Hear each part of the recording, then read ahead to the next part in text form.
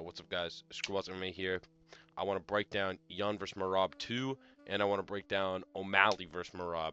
And I want to show you how, even though I think O'Malley is a better striker overall than Petr Yan, if they were just to have a fight on the feet, I want to show what Yan did that was better than O'Malley did in his fight. Even though they both kind of had similar game plan with the body shots and trying to slow Merab down that way, I want to show there was two very big things that they did that kind of separated the gap and made it so wide.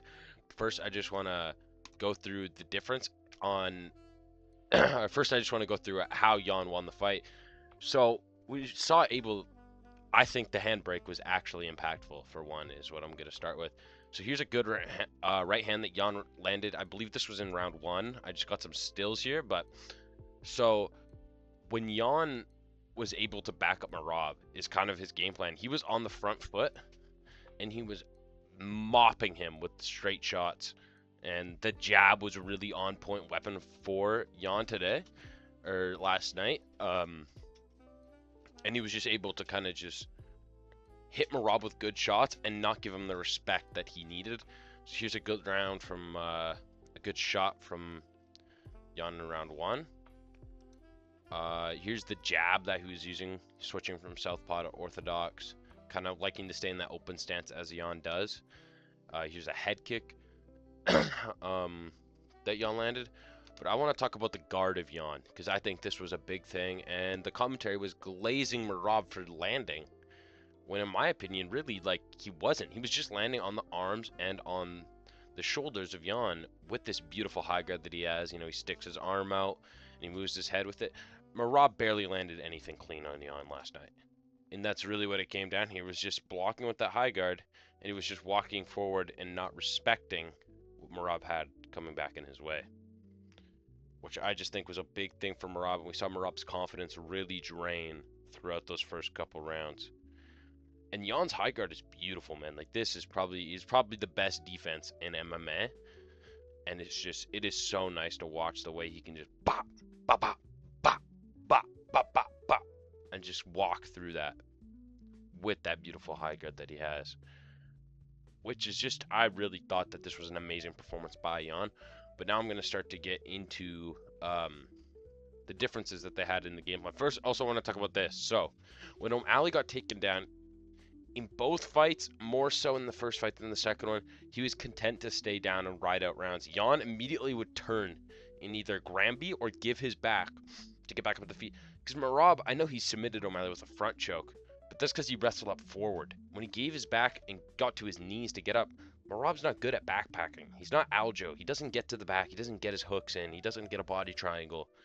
Maybe he could for O'Malley because he's a bit skinnier and lankier, and it'd be easier to kind of get in on that. But I think if O'Malley tried to do what Yan did and just try to build a base and get back up instead of trying to wrestle up, which is what he did in the second fight, but that because wrestling up forward leaves your neck open. So I just want to show that. And then I wanted to show, because both of them had body shots as a big part of their game plan in this fight to slow down Merab, and Merab really didn't like them. And O'Malley did that in the 5th round of the first fight. So the second fight, he was trying to hunt for this body, but I'm going to go what the difference was between them. So O'Malley was trying to use his footwork to get away from the takedowns of Merab and stay on the outside. Well, we know with wrestlers, being on the back foot is, 1, exhausting, and 2, it's way easier for them to get on the hips as they're moving backwards. Just the momentum, the way it goes when you're going backwards the whole time. So O'Malley was trying to go backwards and then leap in with a single shot and then get out. But when he would leap into the body, he would land decent body shots, but they're one at a time, and a lot of times Merab's bouncing, so they don't land super well because they're not in combinations. And what Merab started to do was he would just follow him after the body shot, because he would step in, he would extend his whole body, and then he'd try to bounce back, and then he would just step back, throw a few hooks. They're sloppy hooks. Like, it's not that Merab's a better striker in that way, but he's bouncing in. And as he's bouncing out, he just chases him down, throws a few hooks to get that hands up, and then he would get in on the hips. Where, sorry, when Yan was doing it, he was on the front foot the whole time, and he was throwing the body shots not straight. He was throwing hooks to the body, which I think was big. When Merab tries throwing these, because when you throw a straight punch to the body, you kind of have to go backwards or you have to continue going forward, which is hard. You can only really do a few things when you do that, and it does leave your chin a little more open. But with another thing has to do with the height difference. So O'Malley's a lot longer, so he can't really shell up in the pocket and rip hooks like Jan was doing. But yeah, here's again teeps too. Instead of using roundhouse to kicks to the body, because I'm assuming that O'Malley was worried about those being caught by Merab, he would throw teeps. But if anyone who trains know this, when you're trying to throw a teep on the back foot, it's significantly harder to get power and to be more accurate and to just even push with it on the back foot, because you kind of gotta plant for a second. And it's weird because O'Malley's, you see how his body here is leaning back and not pushing forward into Merab to kind of stop the momentum with a teep, which is what you would like to do. And then we see he can scoop him because he's leaning back, so it's kind of, you kind of tell what's going to happen, right? So he's just scooping it out of the way and then following him with more punches. And even when O'Malley would go to the head, it was single punches, trying to use footwork and lateral movement to try to stay away from Merab, and I don't think that's the move. I think you just got to go forward the whole time, meet him in the middle, just keep going forward, keep going forward, keep going forward, because when he tries to go in and out, he's trying to go in and out, in and out. See here, this is a good shot, right? But it's in a single shot. We know Merab has a good chin. So when he tries to go for this singular moment here, he's just not accumulative enough, right? Because Merab's going to just throw a bunch of sloppy hooks, even though they're not really landing on O'Malley clean or landing hard. When he steps in with these shots, it's just not going to work kind of to the extent that you would want it to, unless it puts him out. Like this, that was kind of a whole thing. It's like he had to have hurt Merab for him to have won this fight. And here's the body kick that Jan landed. So this body kick, see how it's right under the arms? He throws his main weapon, which he just throws kind of like a slapping left, and then throws his left kick. So it's kind of like a slap hook. It's not really meant to land. It's just to kind of get the hands up here. And he throws it, and it sneaks right under into that rib cage there. And we see the face already from the jab beating him up, and he just slammed that thing into there.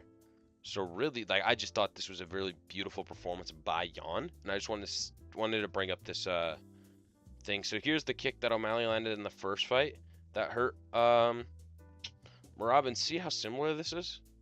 I know it's a right side, but like, look at these kicks side by side, and so I really think O'Malley shouldn't have gone straight back into a rematch with Merab, which sucks because now he's kind of locked out of facing Merab. So I do want to see Jan versus O'Malley run back in maybe late next year. I think O'Malley should get 2 wins. They might just give him the title shot after Yadong, but it would be good because I think this is a good striking matchup again. Because I really don't think the Jan skill set has improved a ton. I just think it was the game plan. This was a beautiful game plan crafted by Jan and his team to beat Merab. Body shots were always going to be the thing with someone who has good cardio, and he just did that game plan so much better than O'Malley. I've always been critical of O'Malley's game plan in the second fight with this kind of movement, single shot, straight shots to the body. Because if you just spam right hands to the body, they work, but that's all that there was, right? There was no combination work, which is what Jan did really well. He would throw bop, bop, then to the body, and then come up to the head, and then end with a kick. And then once Jan started realizing that he can defend the takedowns, and I understand O'Malley does not have the same grappling prowess of Jan to be as confident on the feet, but then Jan started slamming calf kicks too once he realized that the takedown threat wasn't there. But what O'Malley should have done is kind of just walk forward more. Well, sorry, I'm yawning. O'Malley should have just been walking forward and using round kicks and front kicks on the front foot and not on the back foot to try to push Merab back. And I do think this is worrying for Merab. He's 34. He'll be 35 soon. And I unfortunately think this was a really telling game plan, and he would have to switch up a lot of things in camp before getting back in there with Jan. Like, I think if they run this back soon, I don't see how really could bridge the gap here, which is weird to say because that's what I was saying about Jan before this fight, that to bridge the gap. But really, just this game plan was beautiful by Jan, and I just wanted to talk about it for a bit here. And then in terms of what's next for Yan, I do think we should run back this trilogy. And then I want to see how Yan would match up with someone like Umar and those kind of things. But yeah, I just want to bring this up quickly, talk about the game plans of here and why. I don't know. Tim Welch is a good coach. However, just this game plan that they constructed in the second fight, I've always been so critical of it, but this really just proves it. This Yan of how O'Malley could have beat Merab. But you know, it is what it is. Yan is the most skilled fighter of all time, in my personal opinion, in terms of the deepest bag of tricks in MMA, and his striking and boxing is just absolutely otherworldly. But yeah, that's it for me. Screwballs MMA. I'll see you guys in the next one.